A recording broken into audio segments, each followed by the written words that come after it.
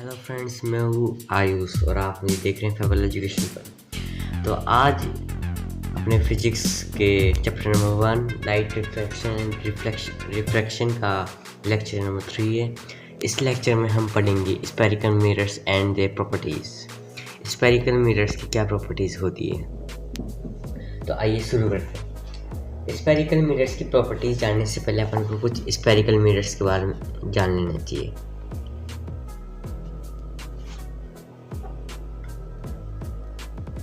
Spherical mirrors क्या होता है, तो अपन इनको डिफाइन कर सकते हैं।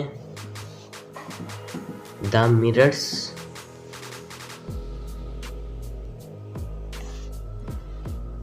which are curved either by reflecting surface or by non-reflecting।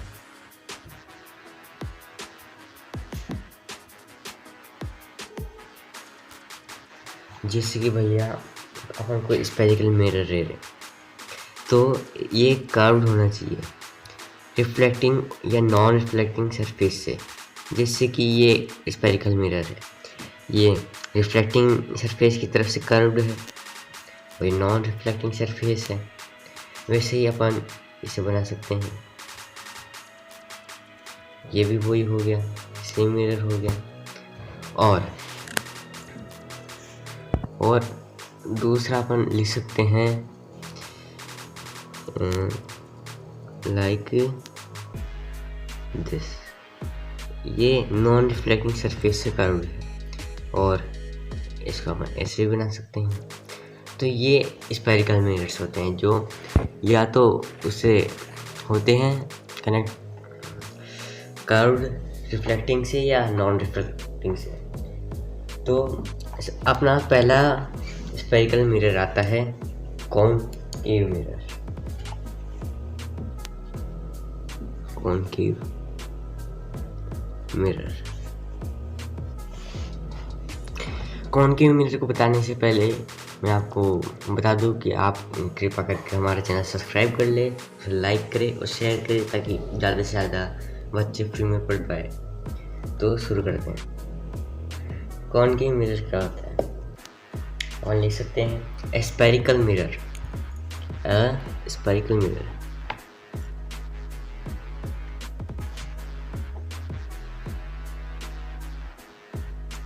whose reflecting surface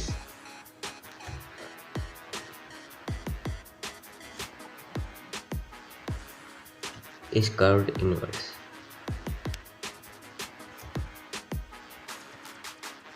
देखो, ये अपना कॉनकेव मिरर है। मैं यहाँ पर बना के दिखा दूँ आपको। ये इसका जो ये रिफ्लेक्टिंग सरफेस है वो इनवर्ड की तरफ कर्व्ड है। ये है रिफ्लेक्टिंग सरफेस जो कि इनवर्ड की तरफ कर्व्ड है। और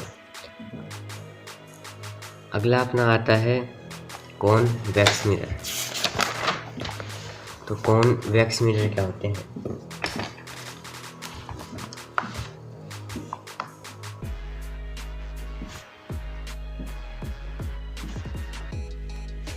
कॉन्वेक्स मिरर भी इनकी डेफिनेशन भी इनके सिमिलर है कि स्फेरिकल मिरर लिख सकते हैं। Spherical mirror whose non reflecting surface is curved inwards। तो ऐसे बना लेते हैं। अब ये इसका नॉन रिफ्लेक्टिंग सरफेस है, नॉन रिफ्लेक्टिंग सरफेस है जो कि कर्व्ड है इनवर्ड की तरफ कर्व्ड है। अब अपन ने इतना तो जान लिया कि स्पेरिकल मिरर क्या होता है, इनके क्या क्या टाइप्स होते हैं। अब अपन इनके बारे में कुछ और चीज़ जानेंगे। सबसे पहला आता है अपना centre of curvature.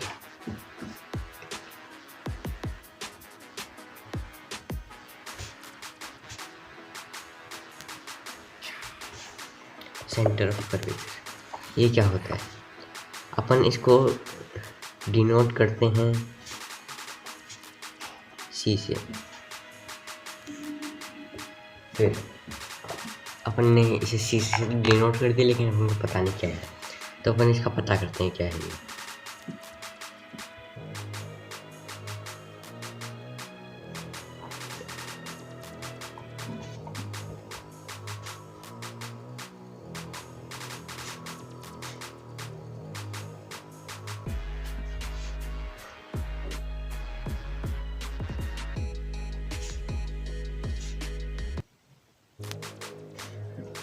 It is the center of the hollow sphere of the glass।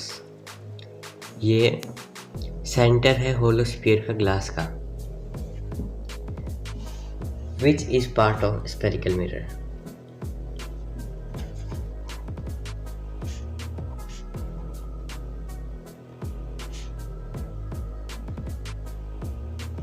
अब ये स्फेरिकल मिरर का पार्ट है, ऑफ कोर्स ये प्लेन मिरर का पार्ट नहीं होता, या आप याद रख लीजिए।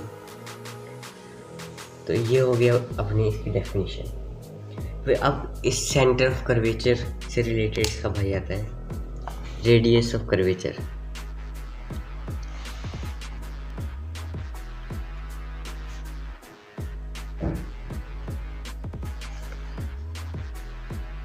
Radius of curvature.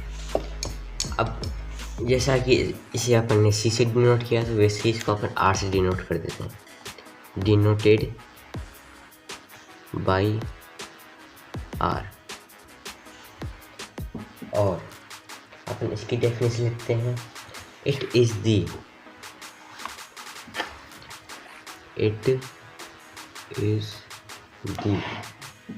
Radius of hollow sphere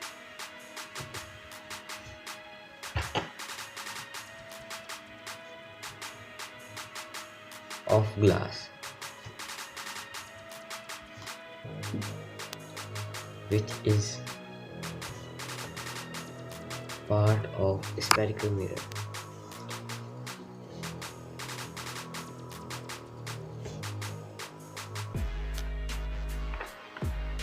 ये भी स्फेरिकल मिरर का एक पार्ट है।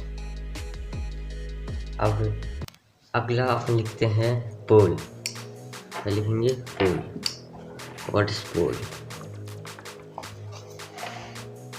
तो पोल के बारे में कुछ बता देते हैं। अपन लिखते हैं, it is geometric centre. It is the geometric centre of the spherical.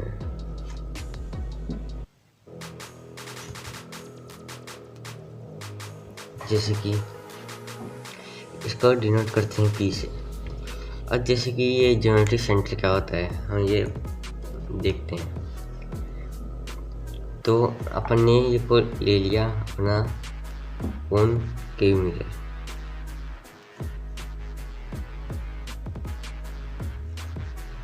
Concave mirror है, तो इसका ज्योमेट्रिक सेंटर मतलब ये इसका सेंटर हो गया। ये रेडियस कर्वेचर, ये भी रेडियस ऑफ कर्वेचर हो गया ना। तो इसके ज्योमेट्रिक सेंटर, इसका यहाँ से भी सेंटर ये इसके इक्वल और ये भी इसके इक्वल, तो ये क्या हो गया? पोल। इसे कहते हैं पोल। फिर आगे अपना आता है प्रिंसिपल एक्सिस। क्या? Principal axis. प्रिंसिपल एक्सिस अपन अभी इसको डिनोट नहीं करते भी। Principal axis, what is principal axis? लिखते हैं, it is a line joining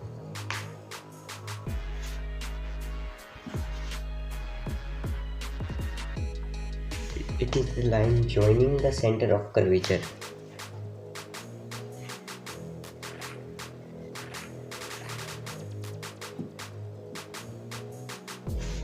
And the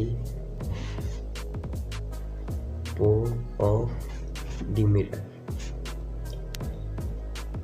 अब हमको पता है पोल क्या होती है, सेंटर ऑफ कर्वेचर क्या होता है। तो ये अपना एक स्फेरिकल मिरर है, कोनिकल मिरर ले लेते हैं। तो ये था अपना सेंटर ऑफ कर्वेचर और इसके एकदम सीधे सीधे है पोल।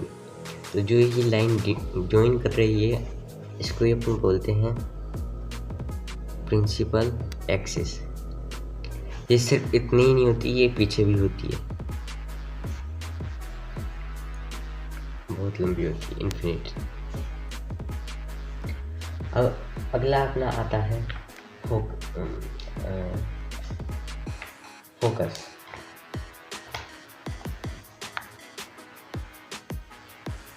ये फोकस क्या होता है?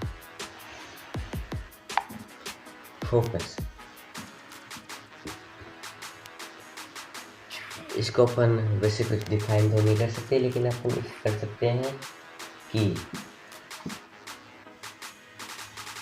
when a ray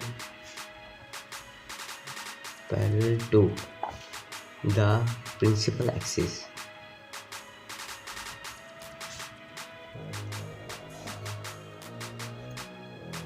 bounces या reflects back, then a line to focus will make angle I and angle R। अगर आपने हमारी पिछली वाली वीडियो नहीं देखी तो अब वो भी देख लो, ताकि आपको I और R, angle I angle R, angle of incidence और एंगल ऑफ रिफ्लेक्शन के बारे में कुछ समझ में आ जाए। और फिर अपनी आखिरी की जाती है इसमें पढ़ने के लिए फोकल लेंथ।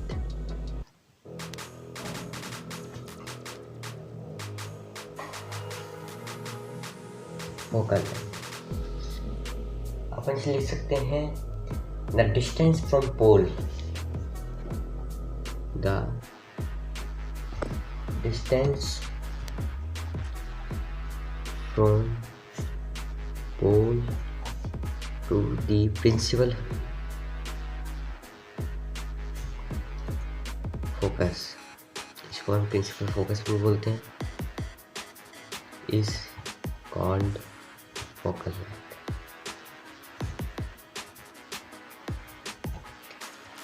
जैसे कि यह है अपना स्फेरिकल मिरर है और ये अपना centre of curvature, focus and principal. यहाँ से जो ये डिस्टेंस है, यही डिस्टेंस फोकल लेंथ होती है और ये हमेशा सेम रहती है, ये सबको ही पता है।